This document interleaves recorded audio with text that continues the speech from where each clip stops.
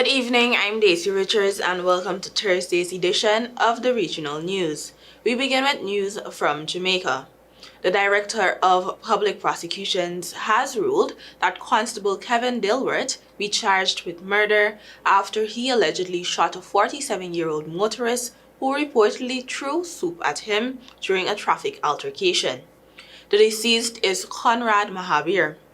Dilworth, a 36-year-old police officer from Spanish Town, was granted bail of $400,000 by Senior Parish Court Judge Yvette Wentworth Miller in the St. Catherine Parish Court on Tuesday.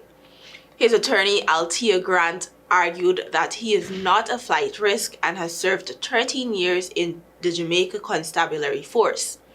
Dilworth is required to report to the Spanish Town Police on Mondays and Saturdays and will reappear in court for committal proceedings on February 7, 2025.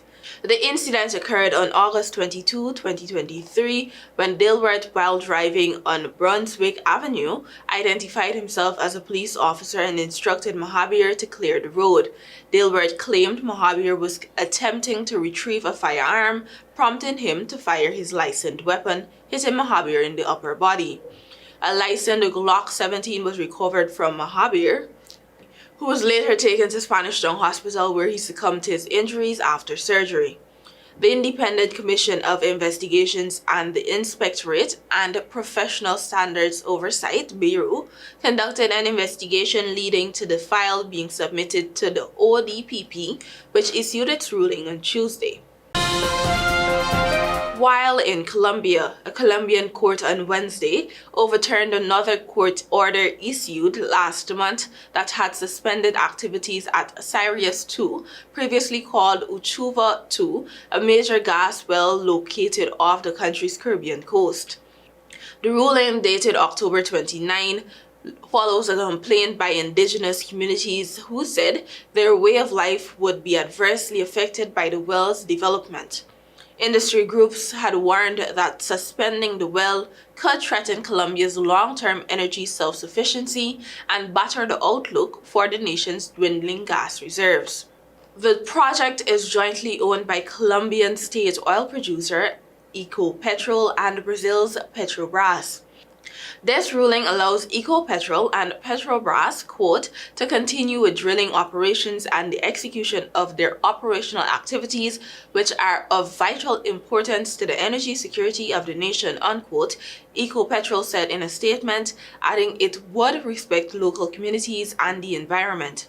The court also ordered that Colombia's Interior Ministry in no less than a month, quote, issue an administrative act that studies the concept of prior consultation, unquote, a process which allows communities a say in the development of major oil mining, infrastructure, and other projects.